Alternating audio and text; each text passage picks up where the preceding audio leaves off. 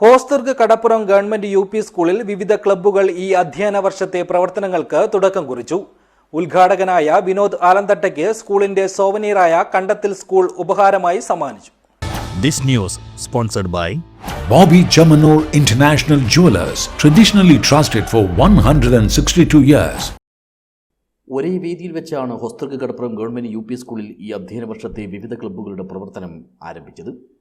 സാംസ്കാരിക പ്രവർത്തകനും അധ്യാപകനുമായ വിനോദ് ആലന്തട്ട ക്ലബ്ബുകളുടെയും പ്രവർത്തനങ്ങളുടെയും ഉദ്ഘാടനം നിർവഹിച്ചു. സാമൂഹ്യ പാരിസ്ഥിതിക അവബോധങ്ങളിലൂടെ വിദ്യാഭ്യാസം നേടുകയും അതിലൂടെ നല്ലൊരു മനുഷ്യനാവുകയും ചെയ്യണമെന്ന് അദ്ദേഹം ആഹ്വാനം ചെയ്തു.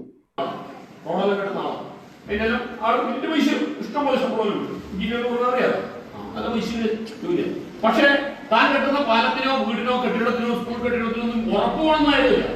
അതിനെ മാക്സിമം സിമെന്റ് കമ്പിയാലും മറിച്ച് വിറ്റിട്ട് നല്ലോണം കാശ് ഉണ്ടാക്കാനാണ് ഉണ്ടായി. സ്വന്തമായിട്ട് പൈസ പാടുണ്ടാക്കണമെന്ന് ആഗ്രഹം. അതുകൊണ്ട് തന്നെ അയാളെ കെട്ടിയ പല ബിൽഡിങ്ങുകളും പൊളിഞ്ഞു കൂടും, കുറെ കുഞ്ഞുങ്ങൾ മരിച്ചു, കുറെ പാലത്തൊക്കെ കൂടും, അങ്ങനെ കുറെ അപകടം ഉണ്ടായി. അപ്പൊ ആ എഞ്ചിനീയറെ കൊണ്ട് എന്തെങ്കിലും കാര്യമില്ല ഈ നാട്ടിൽ.